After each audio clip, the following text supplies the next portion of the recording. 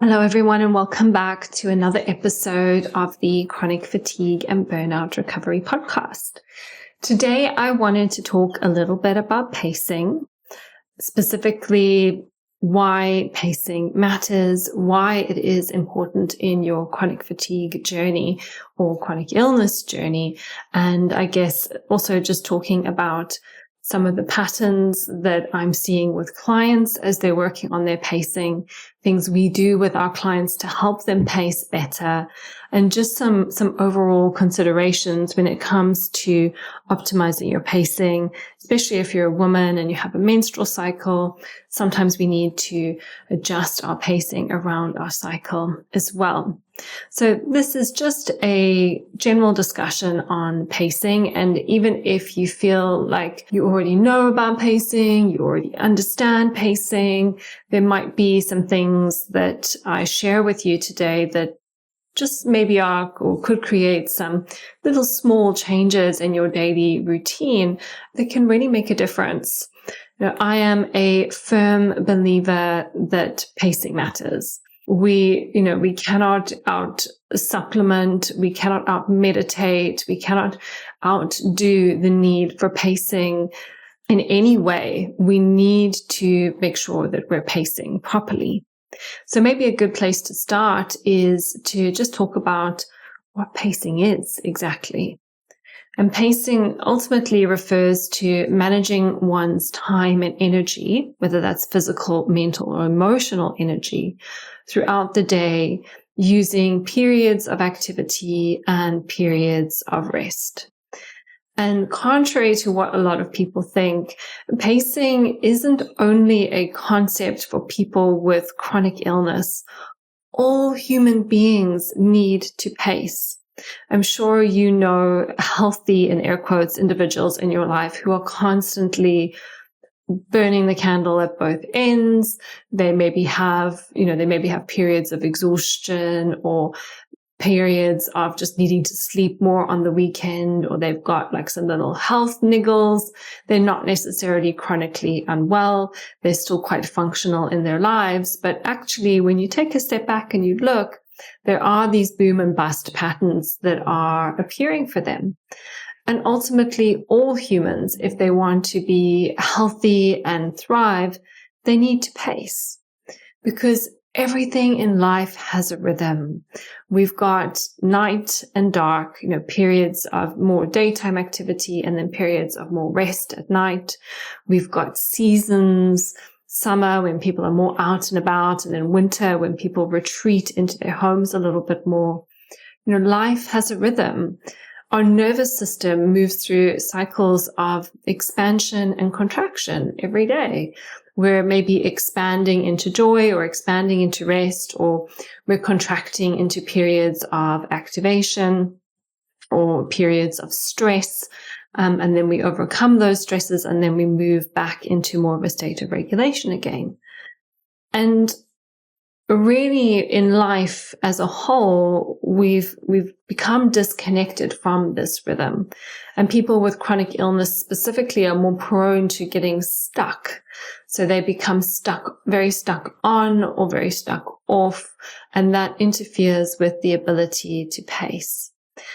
But even though everybody needs to pace, whether you're a healthy person or someone with a chronic illness, people with chronic illness just need to pace within a narrower range, within a narrower window of tolerance, because they've lost their stress resilience. I have not spoken to one client who would tell me that, their life was perfect before they became unwell. Yes, there may be physical factors involved, but for most people, there's been a buildup of chronic stress, a buildup of burning the candle at both ends. In some cases, even if there were lots of positive things in their life, they might have been, having lots of fun and traveling lots and doing loads of exercise, but maybe, dieting too hard or whatever it might be. There's always a buildup of ongoing stress, which wears the body down over time. And therefore, our bodies want to keep going. Our bodies want to survive. So we create these accommodations to keep on going. But over time, our ability to tolerate stress is becoming narrower and narrower and narrower. And then when we reach a state of chronic illness, it's really narrow that even small stresses can feel really, really big. And that's why we need to be pacing so that we're not overstressing our body beyond our capacity, but we're helping to restore the rhythm of periods of activity, periods of rest, periods of activity, periods of rest throughout the day. And so when we pace poorly, what usually happens is we experience symptoms, whether that's a headache or more brain fog or more fatigue. Over time, maybe, on day 1 of the week, you're a little bit more tired, a little bit more brain foggy, a little bit more headachy, but that could build up across several days. And then towards the end of the week, you have a bigger crash. And I know this was the pattern for me in my own journey. I was almost in a weekly pattern of this build up due to poor pacing, then a crash. Then I would spend a day or 2 or 3 or 4 kind of getting back to a sense of normality again. And then the whole cycle would repeat itself. And it's not necessarily because one day was a problem, but it was because of poor pacing across several days would lead to a bigger crash. But then in the context of a month, those bigger crashes on a weekly basis can lead to even bigger crashes on a monthly basis. And often for women, this shows up around the menstrual cycle. The instability of our hormones changing. So our hormones going from higher levels of estrogen and progesterone to then the very lowest levels of estrogen and progesterone really can amplify what is already there. And if we're already on our way towards an energy dip or a crash, that sudden change in the hormonal landscape can be a really big trigger for a lot of people to feel very awful around their menstrual cycle or have, big crashes around their menstrual cycle. Very often people find crashes exhausting. I was speaking to a client, I think it was last week, who'd had a cyclical crash around her menstrual cycle. And she said, I feel so exhausted from the crash. So it's not only the actual experience of the crash which creates some of the issues, but then we have to spend so much time getting back on our feet again. And every one of these setbacks where we could be having more stability and consistency is impacting our progress on a daily, weekly, monthly basis. So although these crashes and setbacks are challenging, we mustn't beat ourselves up about them. We must remember that they are feedback. It's feedback telling us that something needs to be addressed. There might be a pattern of boom and bust that is repeating itself. And if you haven't already listened to episode 103, in episode 103, I talk about all the different things that are keeping us in these patterns of boom and bust, everything from just, our coping mechanisms, people pleasing, states in the nervous system. There's lots of different things I cover in that episode. So if you are finding yourself in repeated cycles of energy crashes due to poor pacing, then you might want to listen to that episode on boom and bust for a little bit more awareness and a little bit more insight. But then what is the flip side? If we are pacing well, how does that benefit us? Well, if we pace better on a daily basis, we have less daily dips. And I almost like to think of this as a bank account. We're not overspending on one day. So we've got a little bit of savings that we take through into the next day. And if we're also not overspending on that day, we've got a little bit more savings we take through into the next day. And if we're having less daily dips, we're probably not going to be having weekly dips or any major weekly dips. Obviously, it's normal to feel a little bit up and down across the week for even a normal person. And then if we're having less daily and weekly dips, we're probably going to have less monthly dips. And if you're a woman, you're probably going to find that you're a bit more stable around your menstrual cycle. One of the things I really get clients to do is pull back a lot around the menstrual cycle. So 3 days before, 3 days afterwards, you can really discipline yourself to do a lot of resting around that time. Then we create even more stability and more capacity for the month ahead. And it's through doing this with consistency And obviously doing all the other things that you need to be doing physically to support yourself, and the nervous system things you need to be doing to support yourself. Doing all of those things and the proper pacing is what ultimately leads us to feeling more and more well. However, on that note, I think it's really important to acknowledge that perfect pacing is not possible, because we are human beings living a life. Many of my clients may have children. They may still be trying to work so that they can earn some income to support their healing. They may have elderly parents. They may be going through changes in their relationships. There can be so many different things that are happening that makes perfect pacing impossible. But we just have to do the best we can. And if we're really not able to pace properly, doing the best we can, that's when we have to take a real honest reflection at what's going on with our life and make a plan so that we can pace better. Whether that's, getting a relative or a friend or someone to come in and look after the kids, or whether that is reducing hours at work or having some conversations about how you manage your work schedule. There's lots of different variables, lots of different situations that people are in. But if we're not able to master pacing, we're not going to get better. So we really have to be flexible and curious about what we can change and how we can make this work for us. The one sort of area where I would say we do want to have more precision is people who have a lot of cognitive issues, a lot of neuroinflammation, and a lot of brain-related issues. People who have brain-related issues really, really, really need to pace as precisely as they possibly can.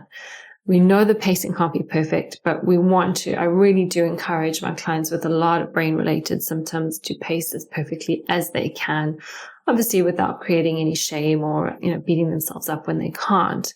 And then kind of how you would know if you're in this category is if you really start to get cognitive symptoms very strongly when you reach a point of fatigue. So that could be like, I've had clients who will, really start slurring their words, or they start getting very dizzy. They may, really find out that they have, very bad brain fog, those types of things. So if there's any kind of like cognitive symptoms which are coming in when you reach the point that you've gone too far, you need to make sure that you stop before you go that far. And in my own journey, brain fog is one of probably the worst symptoms I would get. And it's kind of building that attunement so that you become really sensitive to, like, as soon as you notice that shift, it's like, right, it's time to stop. Depending on the person, they may have a little bit more flexibility. You may know your own flexibility. Okay, when I feel like that, I've probably got 10 more minutes. So I know when I feel a certain way, I need to wind down whatever I'm doing. And as I said, it might not necessarily be perfect for you, but getting it as perfect as you can will really be a very helpful thing, especially if you have brain-related issues. So here are some of the things that we do with our clients. We usually get our clients, if they're willing and they have the capacity to do it, to write down everything that they're doing in a day and then how it's making them feel, usually just scoring this, with a rating scale of 1 to 10. And what I'll share is when we get our clients to do this, one of the things we notice is that most of them are doing too much for too long, and they're not resting appropriately. So they might be, doing little bits and bobs for like 2 hours or 3 hours in some cases, and then they'll take like an hour-long rest. And what seems to be working better for our clients is to do shorter periods of activity with shorter periods of rest. So instead of doing something for 3 hours and then resting for an hour, to do something for half an hour and rest for 15 minutes. or to do something for an hour and then rest for half an hour. Obviously, that kind of balance is going to vary depending on the person and their state of health, but most people just go on for too long and then they rest when it's too late. So kind of resting earlier and not doing as much, but then maybe having shorter rest intervals so that you feel that you can then feel rested and then get up and then maybe continue to do whatever you need to do in your day. And the reason why we like to get clients to write down everything they're doing and then score it is because so many people are in denial about the fact that they're doing too much. And sometimes we need that accountability to write it all down, see it on paper, talk it through with a second set of eyes, i.e. a practitioner, to really see what we're doing. And sometimes people are really frustrated because they're not getting better or they say things aren't working. And it can really just be as simple as this. They're just in denial about how well they're pacing. And then that's something that we need to confront and deal with. Another thing that can also go wrong is that when people are resting, they're not necessarily resting effectively. And I'm going to do a separate episode on this, so I won't go into it in too much detail, but rest needs to feel restful. So if you're lying down and you're watching some TV, but your heart is racing and you're eating some food, which is actually really stressful for your system, even though you're maybe not physically active, or maybe you're scrolling through your phone and you're getting emotional, you're looking at other people's recovery stories and feeling sorry for yourself, all of these things are not restful to the body. So we know we're resting effectively when we feel that sense of rest in the body, which from a somatic perspective might feel like there's more openness, there's more space, there's a sense of calm, there's a sense of broadening, there's a sense of heaviness, there's a sense of widening. It shouldn't feel like there are that you're full of prickles and fireworks and pulsing and tension and vibrating. Those are not sensations of rest. So we really want to feel like calm, smooth, settled, really kind of peaceful when we're resting. And if you're struggling to get into a rested state, there can be lots of reasons for that, which I'll talk about in the next episode. But joining the Nurturing Resilience subscription could be something that would really help you. You can find out more about that on my website. Just go to annamarsh.co.uk/nurturing-resistance. Nurturing resilience. You can join for £39. It's a real low cost, low risk way to start supporting yourself to rest better and to support your nervous system. And you can cancel at any time. So that's just a little digression from what we were talking about. But the other thing, which I've already mentioned, which really helps our clients, is if you're a woman, to pace differently around your menstrual cycle. And what we usually recommend is to really pull back on your baseline activity 3 days before your cycle starts, and then the first 3 days of your cycle, or the heaviest days of your bleed. So this is something that I even do now. Is obviously I go to the gym, I run, I do a lot of physical activity, but usually a couple of days before my cycle, and the first three days of my cycle, I just strip it right back and I just do walking. And that really makes a difference to how I feel on a monthly basis. And although it's not directly related to pacing per se, blood sugar control, I probably sound like a broken record here, but blood sugar control can and does make a really big difference. Because if your blood sugar is destabilized when you're trying to rest, that can be a problem for accessing proper rest. And another pattern that's being picked up with some of our clients is they don't have set times for their meals. Very often they're going for too long before they're eating anything, which is putting additional stress on their system, and they're a bit more prone to hypoglycemia. So having set meal times, which you eat at the same time each day, your body then learns when to expect food. So whether that's like, I'm going to have my breakfast at 9, my lunch at 1, and my dinner at 6, sticking to that the same time each day, and then planning your activities around your meal times can be another really, really helpful tool for stabilizing the system, but also just making the whole pacing thing a lot more effective. There are some apps that can help with pacing. A lot of my clients will either use the Visible app or even just use a Garmin body battery, both of which I've spoken about on the show previously. You can listen to episode 86, which is my interview with Harry Leeming, who is the founder of Visible, and we talk about all the technology, but also just to say that clients find it particularly helpful. Garmin has the body battery feature, which I think I talk about in episode 85, which is what I used in my recovery. And that really helped me to connect with the need to rest and resting better, because there was some external data which was influencing that. And then there are also programs committed to pacing. So I interview Emily Fraser who's the Spoonie mentor in episode 55. And she has I think it's a 12-week program, which is specifically designed to help to teach people to pace. So if pacing is something that you're really struggling with, we help our clients alongside. Well, we help our clients with pacing alongside everything else we're doing in our 6-month program. But you might just want a program which is specific for pacing, and the Spoonie Mentor might be a good option for you. And so the final thing I want to say is that it does get easier. And sometimes people will ask me, like, do I have to pace forever? And remember that pacing is a human need. If you want to be a healthy human and thrive lifelong, you want to pace.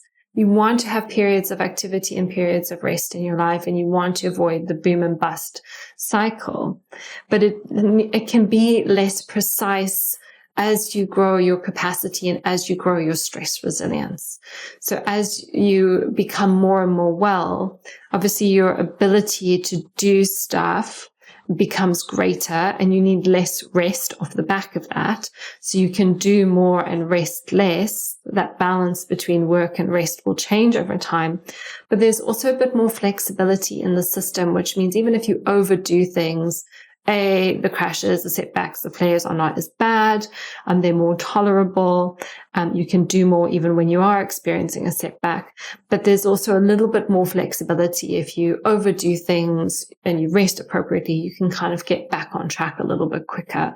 But sometimes we can even get complacent as our capacity grows, and that can be a stumbling block which keeps us from getting to the next level.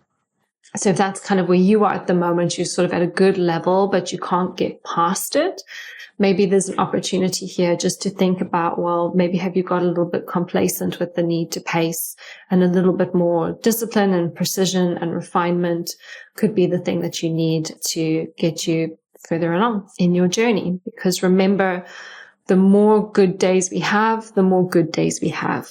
And the pacing is what ensures the good days. So think of it as like a snowball effect. If you go for a week without any crashes or flares, and then another week and another week and another week, your body is building more and more resilience all the time. So I hope that has been helpful for you to listen to today. Maybe some ideas and insights and better understanding about how you can pace better. As always, if you have enjoyed listening to the podcast, this episode or any of the other ones, please leave us a review on Spotify or iTunes. The reviews just help to improve the podcast rankings. It means other people find the information that can really be life-changing in some cases. So if you'd like to pay this gift forward to the rest of the community and you haven't already left a review, do that now. And I will see you in the next episode where we'll talk about how to rest better.